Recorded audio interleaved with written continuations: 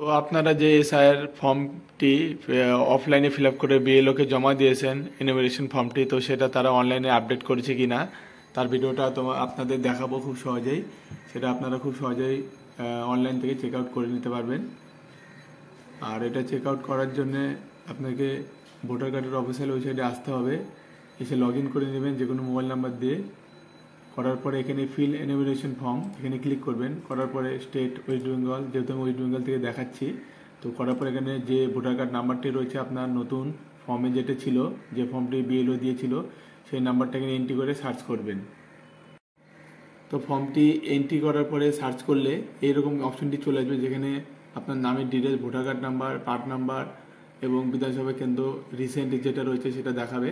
তো এরকম যদি কোনো অপশন আসে এবং নিচে যদি মোবাইল নাম্বারের অপশন, এই অপশনটি আছে, তাহলে ভাববেন এখনও বিএলও আপনার ফর্মটি সাবমিট করেনি।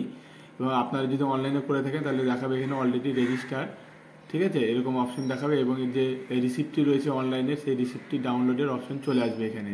তো আমি দেখাচ্ছি রিসিপ্টটি কেমন হবে। এই যে এখানে দেখতে পাচ্ছেন আপনারা, ঠিক এইরকম যারা অনলাইনে করেছেন এইরকম রিসিপ্ট ইনস্ট্যান্ট পেয়ে যাবেন। তো এইভাবে আপনারা খুব সহজেই চেক করে নিতে পারবেন যে আপনাদের ফর্মটি সাবমিট হয়েছে কিনা, বিএলও আপনাদের ফর্মটি অনলাইনে এন্ট্রি করেছে কিনা। এবং আপনারা যদি নিজে অনলাইনে করে থাকেন তাহলে খুব সহজে স্ট্যাটাসটি চেক করে দিতে পারেন আপনার মোবাইল নাম্বার এখানে এন্টার করে।